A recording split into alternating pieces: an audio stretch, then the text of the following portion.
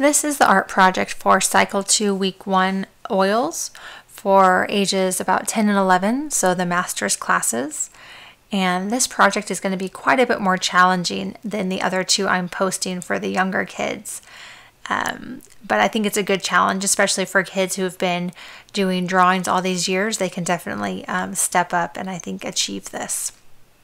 So just like the other projects that I'm posting, this one has to do with the rainforest. And again, we're going to be using the Swiss cheese plant leaves as the basis and then building upon it with, this time, a rainforest frog. So after the children do their worksheet where they're practicing their different oils techniques with the grid worksheet that I've posted, then you can move on to doing this final drawing for the day. And this is going to be more complicated because they're going to be doing one leaf with you, and then the second leaf they're going to be doing without your instructions. So they're going to have to take the knowledge that they've gained and then do it by themselves. So I'm going to go ahead and begin to do the lesson on my paper as if I was going to be teaching the students. So my one leaf would be posted up on the board ready to go, and I would begin the lesson with the students like this. We will begin doing this leaf, and it's going to be on the left-hand side of the paper, just like you see it in the rectangle on the board. So I'm going to know that the bottom of the leaf starts here at the bottom, so I'll do a dot to show where that is. Now I'm going to be following the leaf with my eyes and following around the different curves and angles, and then allowing my hand to do the same thing on my paper. We're going to go to the bottom and begin to draw over and up to the left, doing the same kind of curve that we see the leaf doing. We see it kind of goes up to about a third of the paper. It curves over, comes in a little bit, but then it begins to curve the other way and go back out. I'm going to continue going straight. I can see that line kind of lifts up a little bit here and stops. After it stops, it goes straight up to a point and stops. Now as I look at it, I see that it's going to come back down, and then it begins to curve up again. After the curve, it goes up, and it stops at another corner, so I'm going to stop my pencil. It begins to curve, or excuse me, go straight, but angled in a little bit and stop. Then it comes down to a point, so I'm going to stop my pencil there. For this last line up to the top of the paper, it curves out to the left, so I'm going to go out and then back into the top of my paper. Now we're going to start back at the top, but coming downward, so down somewhat toward the angle that I just did. Curves out and up.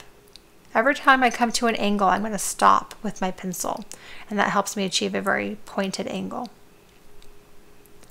I'm going to go out a little bit and curve down. This whole time, my eyes are on the leaf more than they're on the paper, so I'm going to be looking at the object more than I'm looking at my drawing. I'm going to look at the leaf, and it goes out again, stop, down. Now it curves in and kind of curves out.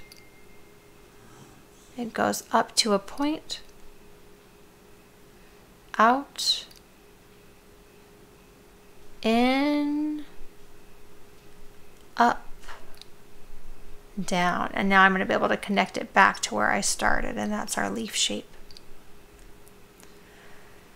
In our leaf, we also see some negative space within our positive spaced leaf. So my negative space is right here in the big part of the leaf on the right. And I can see that's kind of a tippy oval. So I'm going to kind of take my oval and tip it to the side a little bit. And that's one of those Swiss cheese holes that you see in those leaves. The negative space is inside of this positive space around it. So after I've showed the kids and they followed along with this first leaf with me, now I'm going to be taping up a second leaf. And this leaf is going to be much more simple in its complexity, and like less angles and less things to draw. But this time I'm going to let the kids draw this one by themselves, and I won't be walking them through it. At this age, I think they like to kind of be able to go off on their own a little bit, take on the challenge. So paste it up there and tell the kids to begin to draw that second leaf all by themselves. And of course, if they get stumped and they can't move on, then you can have a discussion as a group and say, well, what do we see going on here?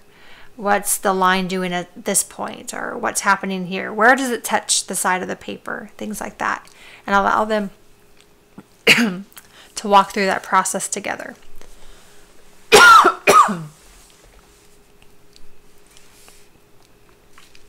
I'm going to go ahead and draw a second leaf on mine so you can see what the kids would do.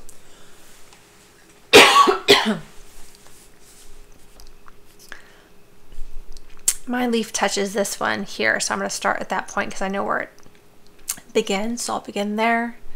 It curves up and over, comes down, around to a point, down and back in. It's going to curve up to another point, down, back in, up to a point, down and around to the middle of that bottom part. Mine continues back behind it, and then it has this final big curvy line right in there. And of course, a little Swiss cheese hole in that section.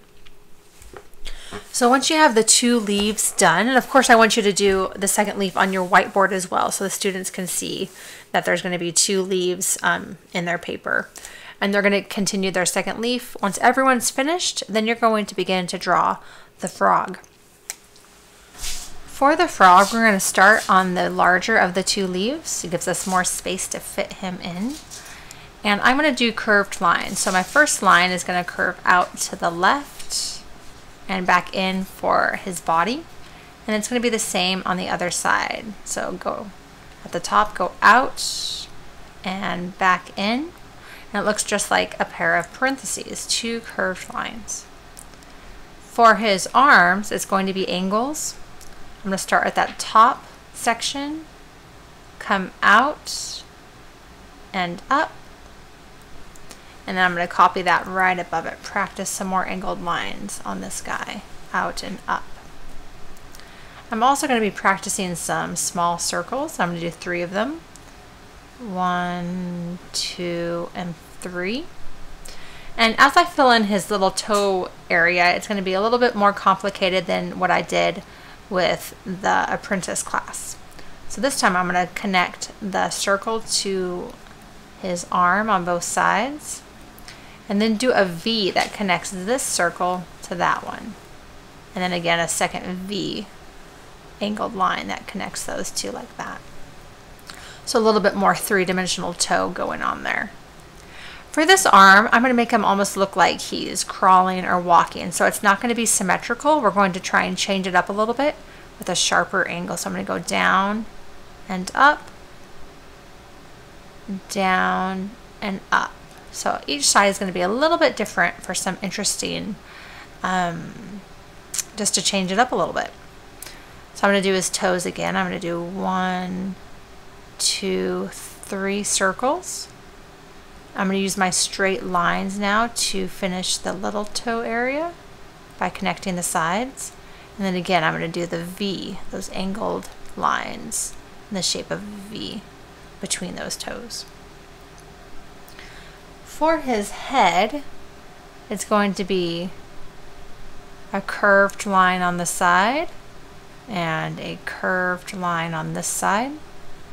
And then like a little hill, a little bump right here at the top. And we can connect those all together like that. All right. Now, of course, we need some frog legs. And so we're going to do a lot of curved and angled lines all together for this. So I'll start here at the bottom of his body. I'm going to curve up and over like that. Now I'm going to go from the middle of his body, curve down and over like that. At the edge here, I'm going to come back down. In the middle of this curved line, I'm going to do a dot. So I'm going to start there, and I'm going to curve down like this. So you can see this kind of maze of curved lines that all come together to form his leg. For his foot, I'll start here at this the curved line and go out, and again out here. And the simple 3-toe method of 3 circles, connecting with some straight lines to his leg, and then the angled lines in the shape of the V between those.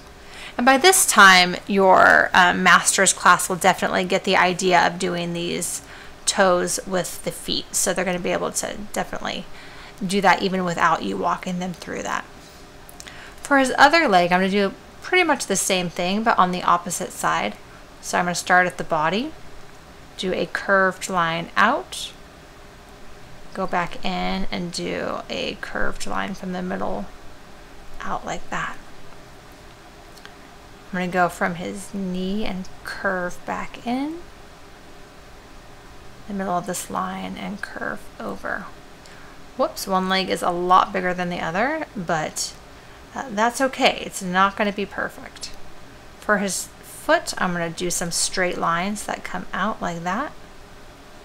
And now we'll do his cute little toes, 1, 2, and 3. And like I said, the students are going to be able to enjoy doing that all by themselves without even being told how to do it, because they've been able to practice these different shapes all together like that. So we have the frog, his head, his body, his toes, all different sorts of oils, lines happening as we create that.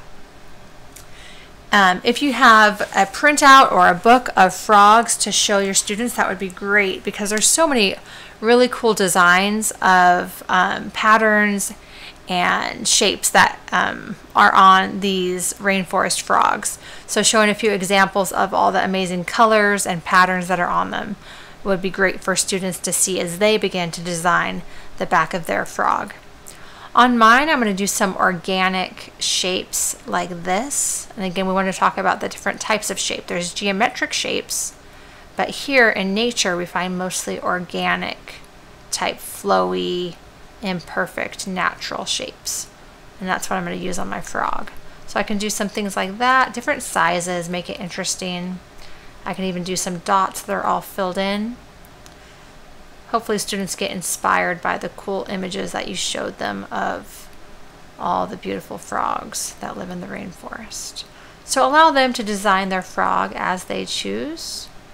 It's always fun to be able to come up with your own patterns there. So I'm going to go ahead and fill this in kind of with some different things, even some straight lines on the arm here, kind of whatever the students wants to do.